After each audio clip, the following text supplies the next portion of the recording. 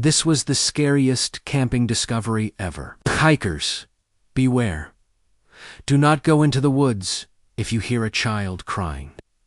There's a good chance it's just a hiker trying to startle you. But if you hear a child crying deep in the woods and the sound seems to be coming from everywhere and nowhere at the same time, then do not investigate. That would be a big mistake.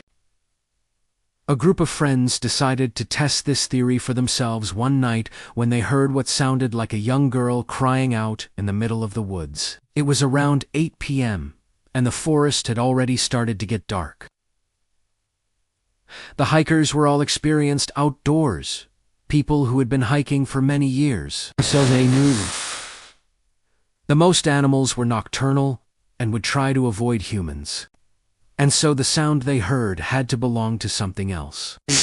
They were about 2 miles deep into the forest and they couldn't see anyone. Yet, they could clearly hear a child crying. It didn't sound like any animal they'd ever heard before. And it definitely wasn't human. But there was no way anyone could be out here.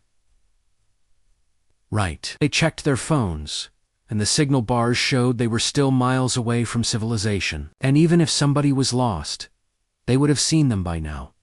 Or maybe they're being stalked. After hearing the sound of the crying for about 30 minutes, they finally decided they couldn't take it anymore. One of them said they needed to investigate, but the rest of the group argued against it. They wanted to leave as soon as possible. But he insisted that they had to at least try to find the source of the sound.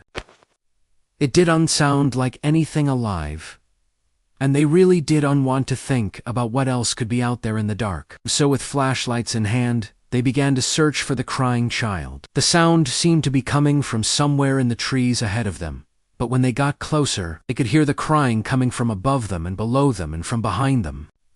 They couldn't tell where it was coming from, which made it even more terrifying. As they walked deeper into the woods, they noticed that the ground was covered with little pebbles and loose dirt. There were also some large footprints in the soft earth. They stopped to inspect them and were shocked by what they found. The prints were enormous, like the size of a car tire. They were shaped like a foot. Someone, or something heavy, had stepped on the ground. Suddenly, the hair on the back of their necks stood up and they felt a cold chill go down their spines. Whoever or whatever left those footprints was still out there somewhere. Maybe it was the sound they'd been hearing. But how could a creature be out here in the middle of the forest without being scared? With their adrenaline pumping, they ran as fast as they could away from the tracks. As they fled, they kept glancing over their shoulders to see if they were being pursued. But all they saw were the tall trees and the darkness beyond the reach of their flashlights. They ran until they came to a small clearing and collapsed on the ground. One of them turned his flashlight off and said, "We need to get out of here." Another nodded his head in agreement, but he couldn't shake the feeling that they were being watched. He looked around the clearing and tried to calm his racing heart. But then he saw something that made him scream. There in the middle of the clearing was a hollowed-out log. It looked like a crudely made doll's house, and the hairs on the back of his neck stood up again. He remembered the footprints they'd seen earlier, and he was sure that the tracks had led them right to this log. They didn't want to, but they were too scared to stay where they were, so they slowly backed away from the log. As they turned to leave, they noticed something lying next to the log. It was small and dark, and about the size of a shoe. One of the braver ones picked it up and looked inside.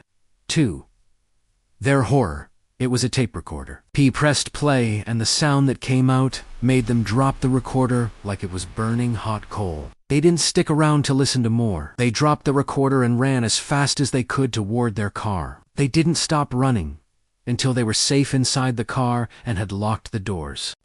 Only then did they dare to slow down and catch their breath. Shaking, they started the engine and slammed their foot on the gas pedal. They zoomed out of the forest, each convinced that whatever had made those giant footprints was behind them, ready to grab them and drag them back into the woods. They drove faster than they'd ever driven before, determined to put as much distance between themselves and the forest as possible. When they finally reached the highway, they slowed down and took a moment to catch their breath. But they couldn't shake the feeling that they were being watched. They glanced at each other nervously, wondering if they were all imagining things. But then they saw something that made them gasp.